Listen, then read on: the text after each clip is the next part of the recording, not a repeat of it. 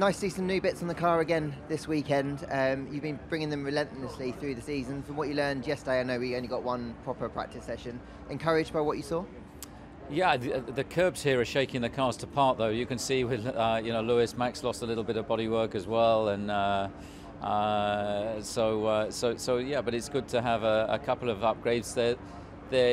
Because they're visual, they're bigger than actually they look. So it's it's an evolutionary process, and it was good to get a bit of data with it in the second session yesterday.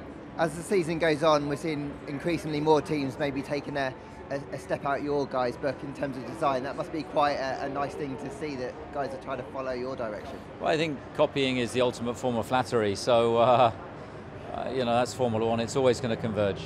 And this weekend, Formula One are talking again about carbon net zero targets for 2030. Red Bull obviously pushing in that direction as well. Are you encouraged by how things are going and hitting those targets in the next 4 or 5 years? Yeah, I think Formula One is on a glide path to achieve that, and I think it's important for everybody. And I think where we're going with sustainable fuels and so on, it's quite exciting. I think Formula One can be at the forefront of that technology. We have some of the best engineering talent in the world working on these cars and engines, so we're better placed to prove that concept out. Gunther, we now know that the upgrades will be coming in Hungary. How are you getting on in terms of meeting that deadline, do you think?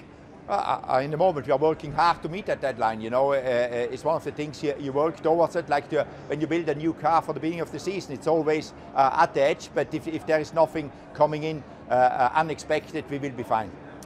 Yesterday was tricky to have a little look at the competitive order, but overnight have you managed to work out where you may stack up today in qualifying and then in the race? It's like yesterday was not a real FP1, FP2 because we didn't run in FP1, and yesterday afternoon we were not where we wanted to be, but normally we come back a little bit stronger on Saturdays. If you look over the last race weekends, always on Friday we were always not where we wanted to be or where we should be, so hopefully we can come back also this weekend.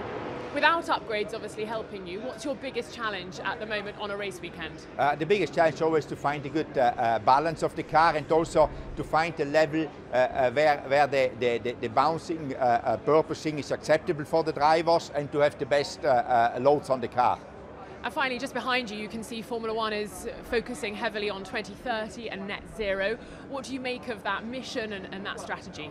I think it's the way to do it. I mean, we have to get there. I think it's one of those things the whole world has to get to do the best that we can get there.